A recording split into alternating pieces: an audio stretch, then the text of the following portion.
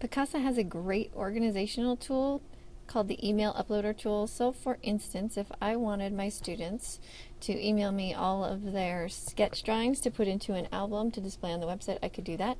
Or if we were going on a field trip and I wanted all the groups to take photos along the field trip documenting certain things, I can have those also emailed to me, and they'll automatically come into a Picasa collection. Picasa will create a new collection called the Dropbox, and it will put all of those items in there.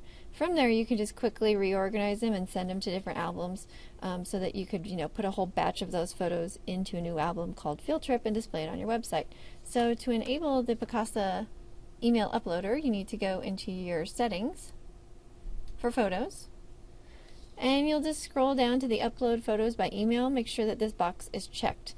Now you can always change this secret word so that people don't continue to send you items. So I could change it to field trip, and you'll see that the email photo to this address item appears down here. Now this is a really long, awful email, but if you can link it to something, perhaps you can link it to your website and say, please email your pictures to this address, so they could just copy and paste it, or click on it and it loads their email client. Or you can put this on a little card for those going on the field trip and just tell them to please type it in very carefully. But that is great. You can save those changes, and then every time you are emailed a photo, it will automatically go to your Picasa web albums. So let's try it out really quickly. I'm going to go ahead and just copy this email address. I've started composing a message, and I'm going to put this in the to box. The subject will become the caption of the photo, and when I click send, it should go right to my Picasa albums. Let's go back to our Picasa homepage and see if it's arrived. So there in my Dropbox has been created a photo of the South Caribbean beach. Looks fantastic.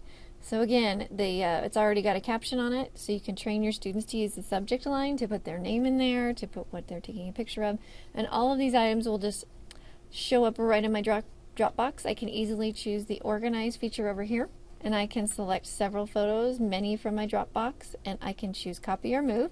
So I can move these photos to a different album, and I can select any one of my existing albums. So if I want to go ahead and put that in an album that's related to a field trip, I can just click select album, and there it is.